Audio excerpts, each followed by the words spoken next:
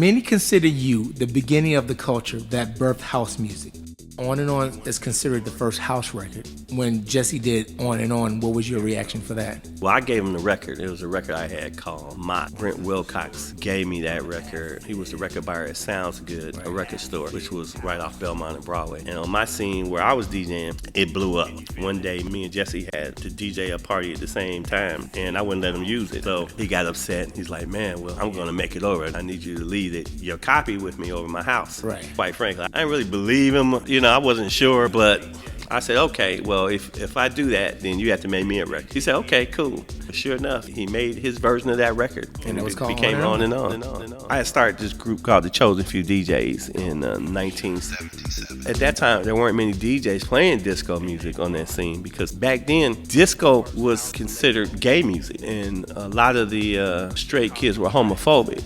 Okay. So only the kids who were more progressive got into that music at first. But the straight kids called that music, they weren't calling it disco. Because back then, you only heard that music at people's houses, basement parties that they would do, or at their high school parties, because we were too young to go to clubs. They were calling it house music because they would hear it out parties in Peel Hill and Hyde Park and Jeffrey Manor and Jackson Highlands and places like that. They were literally calling disco house music. You saying the term house music didn't come from the warehouse? No, man, no. The warehouse didn't become popular, especially with heterosexuals, till late 79, 80. Fred Cannon took me to the warehouse before Frankie even got there. Being one of the first, not the first, because I can't claim that, but one of the first straight guys that went to the warehouse. When I went to the warehouse, Robert was the DJ, Robert Williams, who was the owner. And then later on, he brought Frankie, right? Okay. Frankie knew it as disco music too. He didn't know it because he wasn't on the South Side scene like that. He didn't know disco was house music. Right. In fact, he's on video saying, what is house music? When was the first time you heard somebody refer to house music? Maybe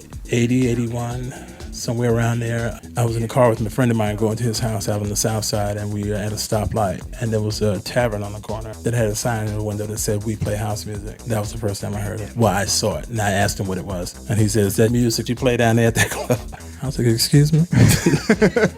He's like, "That's house music," and I just said, "Oh." I didn't realize it had a name. He didn't know it as that. Gay people did not know it as house music. Okay. They knew it as disco music. And that's the reason why he said that. So obviously he didn't view it as house music. Right, but the kids was going to the warehouse at that time. And they got there later. And if you think about it, mind you, at that time we were doing parties at naval armories and places like that. Big gymnasiums, places like Chicago State and IIT. Right. The warehouse only held 300 people. It wasn't started at the warehouse. Are you kidding? It couldn't have been started at the warehouse. It didn't even have that many people there at the time. But by the time these kids got to the warehouse or started going to the warehouse, right, that took years for that progression to happen. But they first heard it out these houses, okay, on the south side of Chicago, or lofts, right, or Sawyer's, or Tree of Life, or the Playground, or the Penthouse, or the Tiki Room, or McClenda's. That's where they first heard this music. A lot of early promoters like Tony Smith, Arthur Bailey, Lionel Brazil, they brought fashion onto the scene as well.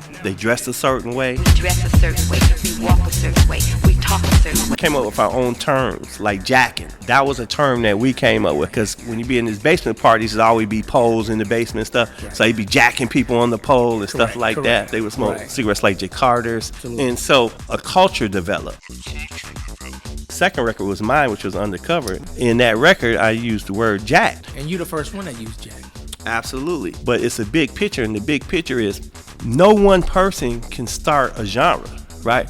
A genre is created when people follow and continue that genre. Correct. And so the other DJs that came after us continued that genre. And that's how house music became a genre. What Jesse did, he used a drum machine. Right. And so DJs and producers started using drum machines, and that's how the sound changed. Because up until then, the sound was mainly disco music with live drums. Well, when that drum machine sound changed, these records that came after using the same sound, you have Steve Silk Hurley with Jack Your Body, Farley with Love Can't Turn Around, Marsha with Move Your Body, Chip E as well, Time to Jack, Jamie Principle with Your Love, Bad Boy, Cold World and his songs, Adonis with No Way Back and Rockin' Down the House. These records became international pop hits. So it was the combination of all this that created the genre of house music.